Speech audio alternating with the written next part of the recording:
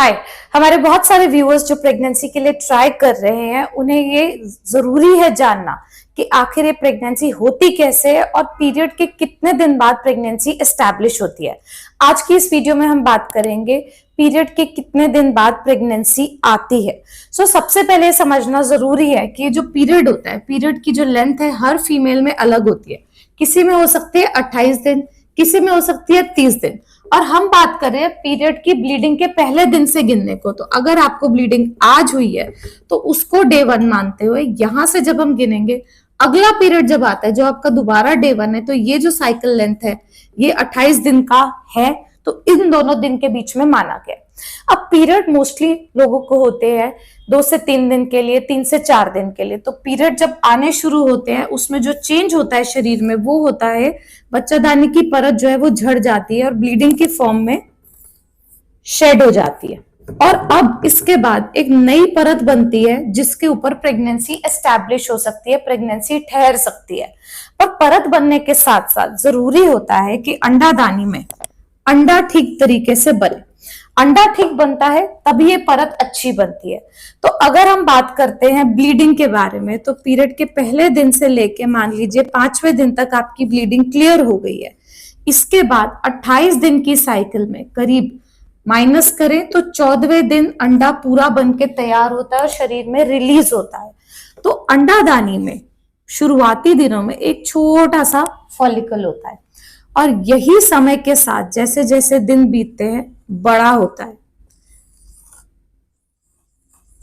ये फॉलिकल क्या होता है? ये होती है पानी की थैली। अब जिस दिन ये होता है 14वां दिन 28 दिन की साइकिल में, उस दिन ये पानी की थैली करीब 18 से 20 mm की हो जाती है अल्ट्रासाउंड पे। और इसी में कहीं माइक्रोस्कोपिक छोटा सा होता है अंडा। अब ये अंडा शरीर के हार्मोन की वजह से कुदरती रूप से रिलीज होता है। तो अंडा जब यहां से रिलीज हुआ, इसको फेलोपियन ट्यूब्स, नलें जिसे कहते हैं, जो बच्चादानी से जुड़ी होती है, वो अपने अंदर सक करती है। यहां ये अंडा इंतजार करता है शुक्राणु का। शुक्राणु इंटरकोर्स के माध्यम से वजाइना में डिपॉजिट होते हैं और पूरा रास्ता ट्रैवल करके ट्यूब में जाके अंडे से मिलते हैं और एक अंडा और शुक्राणु मिलके बनाते हैं भ्रूण, जिसे कहते हैं एम्ब्रियो, जो बच्चे का पहला सेल होता है। अब ये 14वां दिन है जिस दिन अंडा रिलीज हुआ। अंडा शरीर में 12 घंटे से 24 घंटे तक ही फर्टिलाइजेबल यानी शुक्राणु से मिलने योग्य रहता है, प्रेगनेंसी बनाने योग्य रहता है।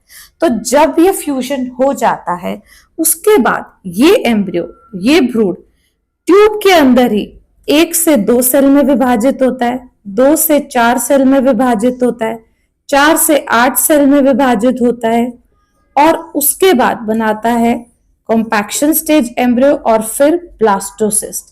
ये सारे चेंजेस होते हैं ओवर 5 डेज।